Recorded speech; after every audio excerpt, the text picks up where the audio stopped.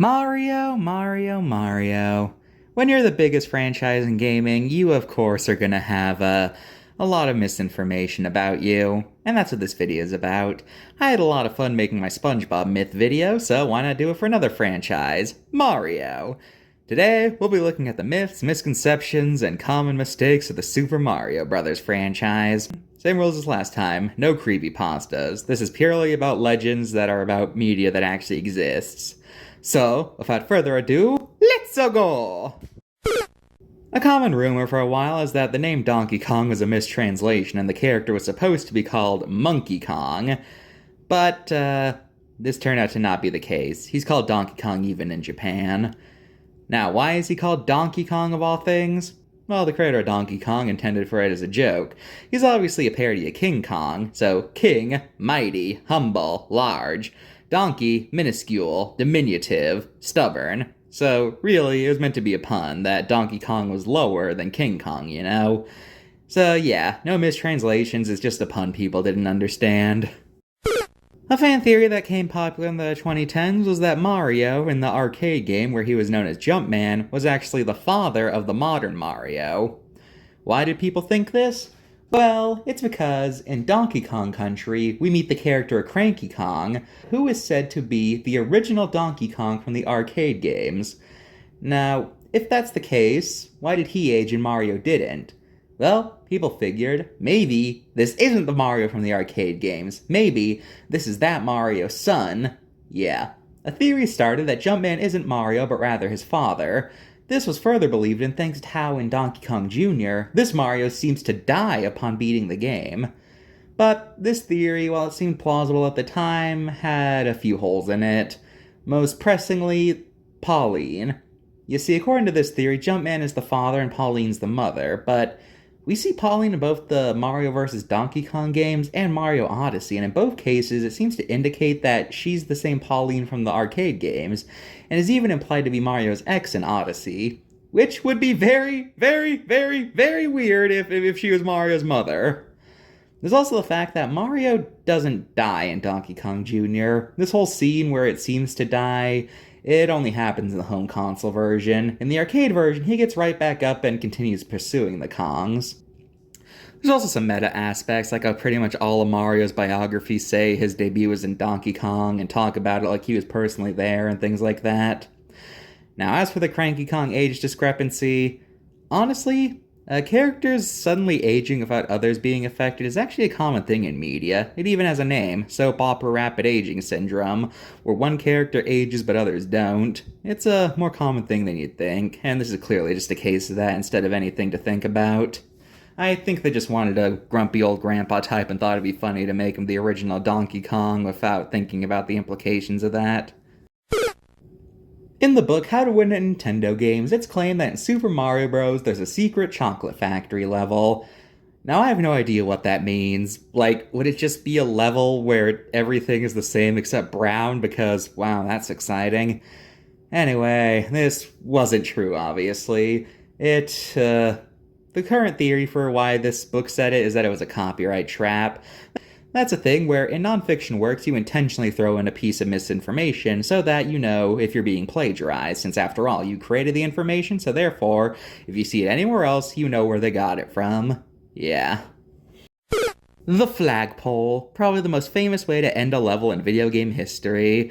But for many people playing the game, they wondered, could you get over the flagpole? What'll happen if you do? Well, it is actually possible to go over the flagpole in one level, but there's nothing past there. If you do manage to get over the flagpole, you'll just find an endlessly scrolling level until time runs out and you die. One very common dark fan theory claims that Mario is killing Toads every time he breaks a brick block, due to how the manual states that Bowser turned the Toads into bricks. Now, this part is true, except if you continue reading the manual, it says this. If you come across mushrooms who have been turned into bricks or made invisible, they reward you by giving you a power boost. With each boost, Mario changes into a different, more powerful Mario, as shown below. So yeah, this seems to indicate that only the bricks that have power-ups and coins and invisible blocks are Toads, and those blocks are impossible to break. And this whole Toads turning into bricks thing only happens in the first game anyway, so Yeah, in every other game where you can break item blocks, it's, yeah, probably not murder. So, sorry, edgy fan theorists, but you've been believing a lie.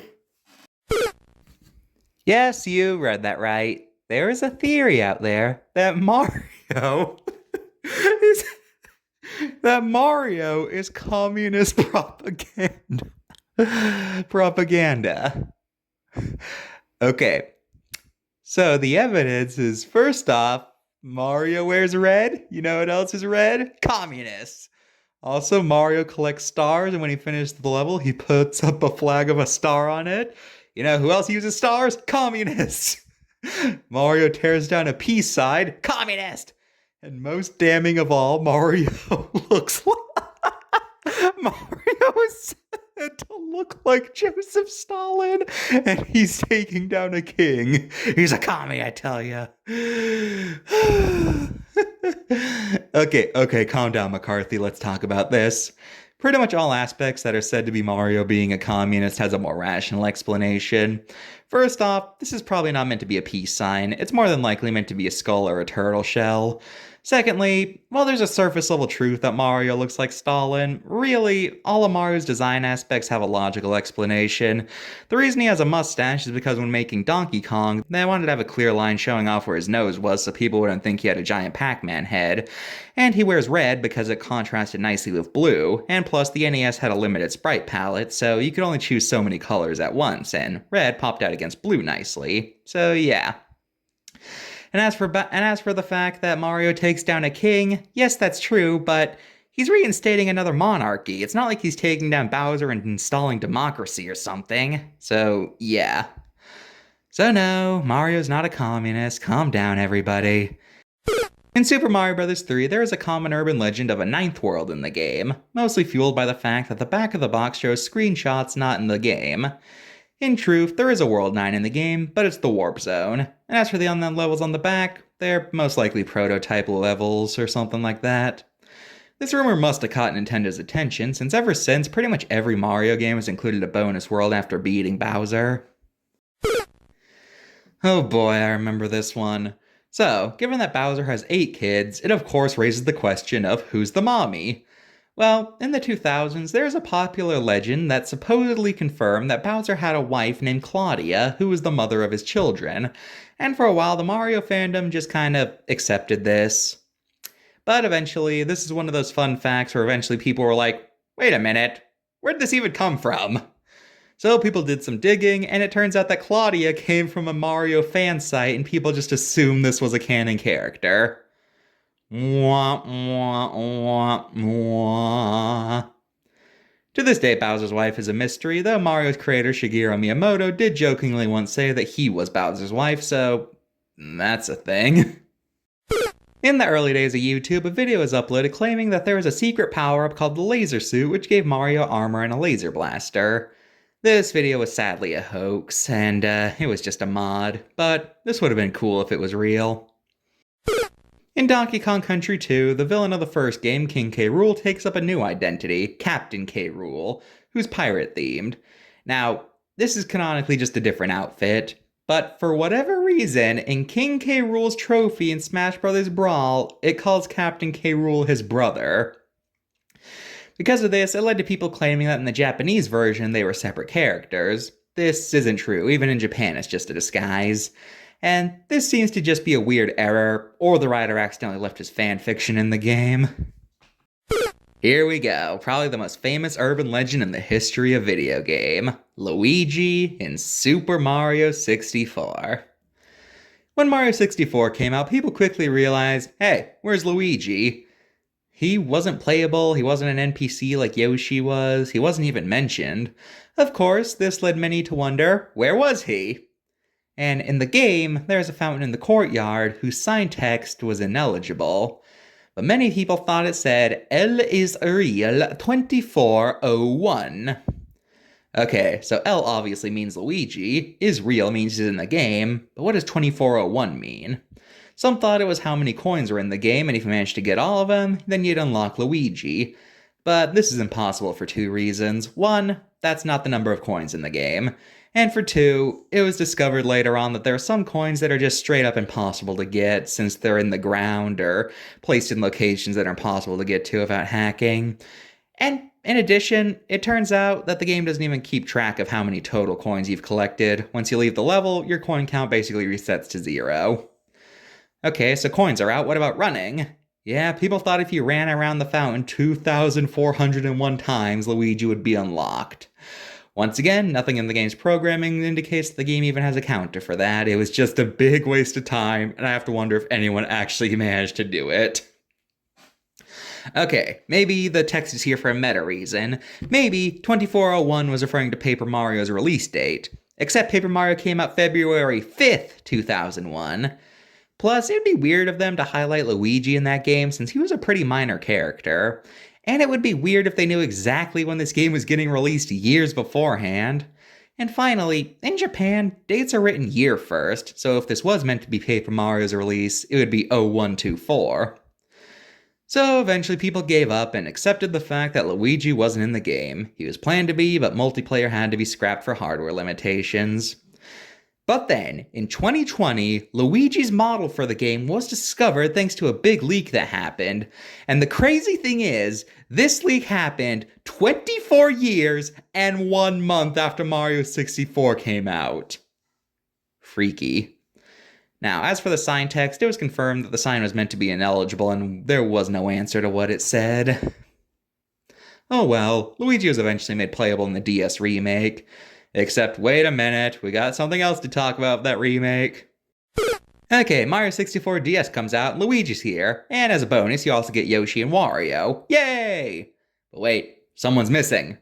People caught on that there was a missing plumber. Now Waluigi was the one not in the game. Here we go again. Now, there wasn't some sort of sign people thought said upside down L is real 6527 or anything like that. But there were some things people thought were hinting towards Waluigi. For one, there was a 4th room in the character select hub, which people thought was related to Waluigi somehow. In truth, though, this door was unlocked by catching 10 white rabbits, and all it does is give you a star. Another thing people did was color theory. Throughout the game, there are things that appear in red, green, yellow, and purple, which people thought must be Waluigi, since red is Mario, green's Luigi and Yoshi, yellow is Wario, so purple must be Waluigi. Okay, if this was a hint, then I have to say, this has got to be the most cryptic hint I've ever seen for a secret in a video game. You're supposed to recognize the colors are different. And then the rumors started spreading like wildfire when this image was spotted online, which claimed to be a scan from a magazine.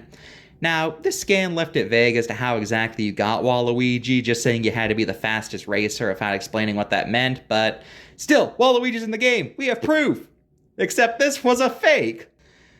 So, Waluigi's not in the game, and unlike Luigi in Mario 64, there's not even any evidence he was planned in the first place. But then there's probably going to be a leak of this game's data, and I'm going to eat my own words, am I? If that happens, you guys tell me, and I will publicly stream myself eating a sock, okay? And I mean it! I mean it! In Mario Kart 64, you can come across a Thwomp in a cage, who's green. People nicknamed this Thwomp Marty, and there was a lot of rumors how you could free him, or even play as him. In truth, this was just a decoration, and as it turns out, Marty isn't even green. He just looks green because of the green light interacting with his body. As searching the game's files reveals, there are no textures for a green Thwomp. Now why he's in jail, still a mystery, but it can't be helped, so RIP Marty. In Yoshi's story, you can pick practically every color of the rainbow of Yoshi's, with black and white Yoshis also being unlockable, but there was one color notably missing: purple! So of course people started to speculate that purple Yoshis were secret characters that you could be unlocked if you collect every single coin in the game. Again? What is it with you people? Why is this always your first thought when it comes to unlocking these things? Was there actually a game out there that made you do that to unlock something, and that's what spawned these rumors? Because otherwise, why is collecting every single coin your first instinct? Anyway, purple Yoshis aren't playable, but beta footage shows that purple Yoshis were actually planned. Even brown Yoshis were planned, but they went extinct, so they're not in the game. One of the strangest urban legends claims that Waluigi's real name is Jimmy Papadopoulos. Why? Well, it's because of this fake screenshot saying that. Well, it's because of this fake screenshot saying so, which was allegedly from a Nintendo Power article introducing Waluigi. But this is fake. Not only does this article from the year 2000 reference Double Dash, a game from 3 years later, but it also uses a render from Mario Party 7, which, that was a GameCube game, and you really think a Nintendo 64 advertisement's gonna reference a GameCube game? I don't think so.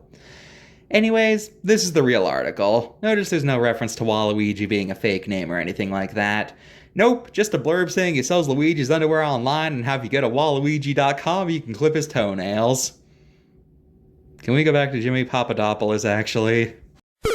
A very common rumor for Luigi's Mansion claims the game was meant to be a darker game, and one of the things that was pointed to the game being allegedly darker, is that it was supposed to have a time limit, where if you failed to rescue Mario, he would die, and Luigi would become depressed. But there's no evidence the game was meant to be timed. Nothing in the game's code indicates this, so where'd this legend come from? There's two possible origins. One, the game's demos at E3 had a timer, except that a lot of game demos have timers in order to keep you from hogging the game. And secondly, the commercial says this. You've got one night to save Mario from the supernatural. Which, yeah, that's technically true, since by all accounts this game takes place over the course of one night, but I doubt it was referring to a planned feature, especially since this was the English commercial and the game was already out in Japan. In Luigi's Mansion, there's a part where the power goes out, and in order to find out what to do next, you have to go to a room with phones and answer them to find out where to go. But people notice that while on the phone, when lightning flashes, we see the shadow, which looks like Luigi has hung himself. Gonna be honest, I don't see it. It just looks like Luigi standing with his hands out. I don't see it. Anyways, for the longest time, people thought this was an intentional Easter egg, but it turned out to be a glitch caused by the lighting engine used. It's basically showing Luigi's model doing the GameCube equivalent to T-posing. Yeah. Okay, why do Luigi's Mansion have so many rumors? Anyway, the last rumor is that the Safari Room was meant to contain a boss fight against a ghost who was a headhunter. This was fueled by an article in a magazine saying that a ghost in there would want to add Luigi to his taxidermy collection, so when this guy wasn't in the game, people speculated this guy was scrapped from the game for being too scary. But there's no evidence this room was ever meant to have a boss fight, and the magazine came out after the Japanese version was released, so this seems to be a case of someone who doesn't know any better making things up. In Super Mario Sunshine, there's a point where if you glitch the camera, you can see a book, and like how it usually goes with unattainable things in video games, rumors started about how to get the book and what it would do. Some said if you get it, then it would have a note saying you have no life. There's no way to get the book without hacking though, and even if you do, the book can't be interacted with. It was most likely just an unused model or something they forgot to remove from that part. In WarioWare Touch, you can unlock a record player to listen to the game's songs, and you can even skip around in them. But if you do this with the song Ashley's Song, then people claim it says, "I have granted kids to hell." But much like much like a lot of alleged hidden messages and song rumors, this is just the result of being told what to hear. In reality, the song skipping around to different lyrics causes it to sound like it's saying something else. So no, Wario is not damning your kids to hell. In 2021, a tweet was made claiming that there was a scrapped enemy in New Super Mario Bros. Called Scrupulous Fingor, who looked like this. This is just a joke though, much like the character of Graggle Simpson, this is just something people made up to make fun of the concept of scrapped and lost characters. It's not any deeper than that. In the 2020s, a video circulated allegedly showing that Mario Party DS had anti-piracy measures, and people actually bought it for a while. But upon doing some digging, it turns out that the game doesn't actually have anti-piracy measures. So if that's the case, why this fool so many people? Well, for one, Mario Party DS is a more obscure Mario game, so it'd be more believable that something about it could be undiscovered years after it came out. And two, it was presented in a pretty convincing way. After this came out, it opened the floodgates for a while, and there was a bit of a trend for fake anti-piracy screens, which I'm gonna be honest is a trend I kinda missed. It was always so creative.